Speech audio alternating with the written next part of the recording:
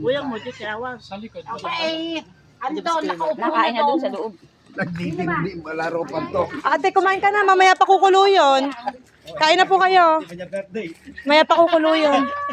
Sabi niya, kumain na kayo doon. Sabi niya, eh ikaw. Sige, kayo na. Baka kumain na. Ayun. Nakakuha, umalis na. Kaya lumipat na.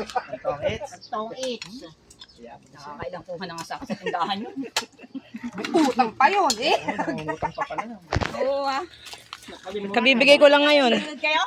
Nakalimutan niyo yata na sa bukid. Dapat kayo mataas ang upuan. Oo nga. Hindi kayo kakayanin yan. Hindi, magigiba ito. Hindi siya magpapangit. Ang umibangan niya. Basta pasaya naman ako. Nanay doon nata sa patag. Kangin ba ito na? Okay. Sa kayo po pwede. Paano? Hindi kaya maganda ang upuan dyan? Hindi kayo gumuho dyan. Eh, si Ate Tessa, delikado. Kaya nyo bang dito na lang kayo maupo? Oh? Diyan nga sa gilid. O dito, dito. Kaya dito rin ako pumesto. Pagtayo ko, nakadiin. Anak, ka na.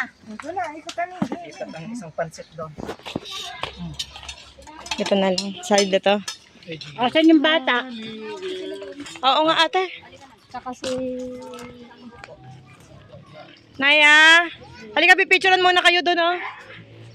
Halika, Jenlyn, sumama ka kay Naya. Nayel, halika anak.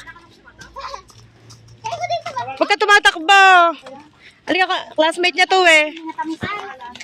Kumuha ka na. Ala ko, alam mo.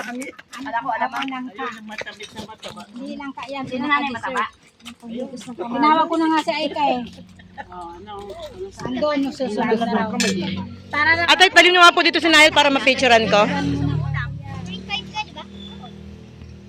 Ay, si Nayel. Kain na!